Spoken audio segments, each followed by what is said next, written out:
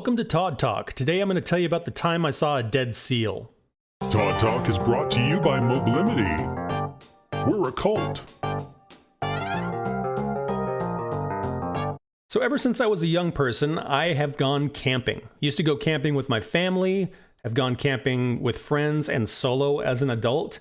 And while I've camped kind of all over the place, most of the camping I do is on the Oregon coast. The southern coast is, in my opinion, the most interesting part of the Oregon coast.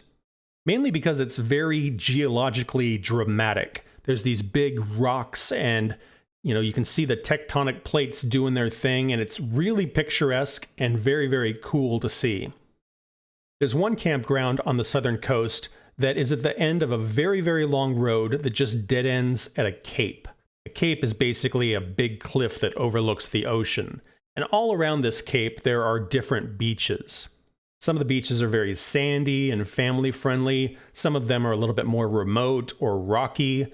This particular beach is in a cove, and the cove is about 100 yards wide, facing south. And it's at the very bottom of a very steep trail that leads down to it.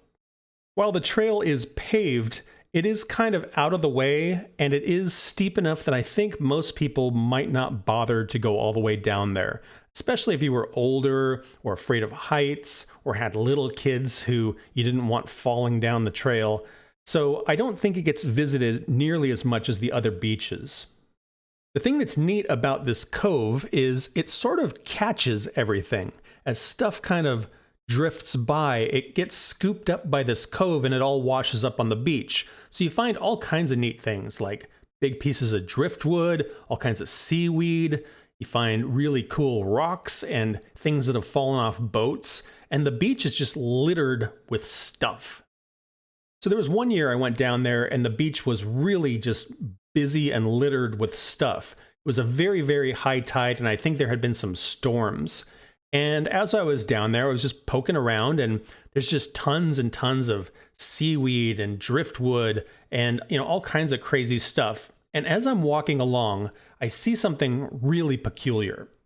It looks like a glass bottle that is like milk glass, like white, like some sort of jug that was mostly intact. There was a couple of holes knocked in it and that kind of thing.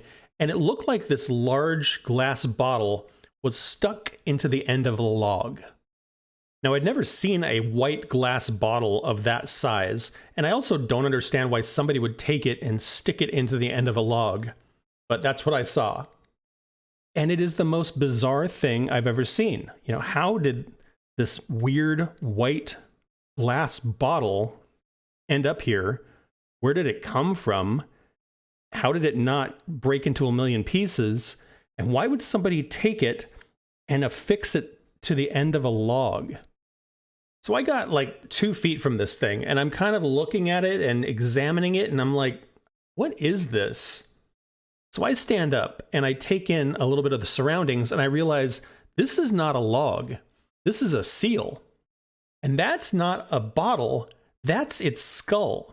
Somehow, the seal is still completely covered in fur, except for just its face. Its face is missing all of its fur and its muscle and its skin. I'm not sure what happened to it, how only its face was missing, the skin and the fur, if perhaps it was, in the water, but the face was exposed, or vice versa, and somehow, scavengers got to it. It was really peculiar. I'm going to show you a picture of what I saw. So here you can kind of see what I'm talking about. It looks like a white glass bottle stuck into a log. And then this next picture, a little bit more artistic, but shows you how close I got to the thing. So I kind of marveled at it a little bit, took a couple pictures, and I went and talked to one of the rangers up at the state park and, told them that I found this and, what happens. And they basically said that they're large enough that there's not much they can do. Usually the tide will take them or scavengers will come along and eat them. So that was that until the next day, and I decided to go back down there and do more poking around. And as I'm walking down that very steep trail, I see really big birds that are kind of posted out around where the seal was.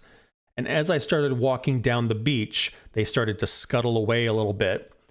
When I got about 30 feet away from it, I hit this wall of stink that was so overwhelming that it was physically impenetrable. Almost like it was so stinky, it almost had a color. It was so intense and putrid that I almost threw up on the spot.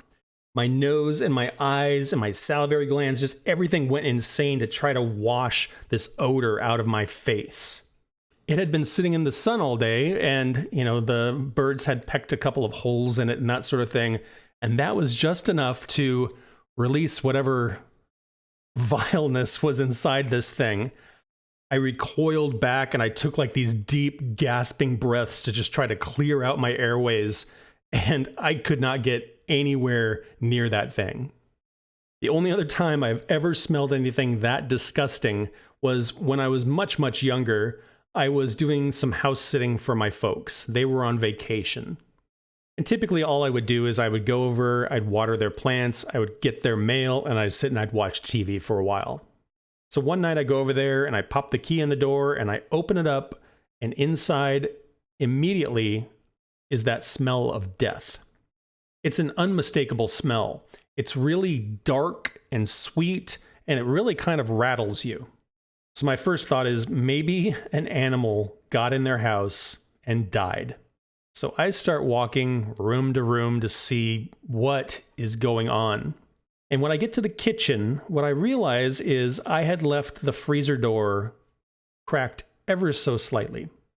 And in the middle of summer, with nobody home and no air conditioning on, it didn't take long for everything to thaw out. And in the base of this freezer was just this pool of meat juice and ice cream and berries and popsicles. I felt terrible, of course, because everything in the freezer was now bad. But I think I got a fair punishment cleaning out the freezer and just gagging my way through this vile slop. Anyway, since I found that seal, I have since found a couple of other dead sea mammals. I did find another seal once, and I did find a sea lion. But neither was nearly as interesting, and neither was nearly as disgusting.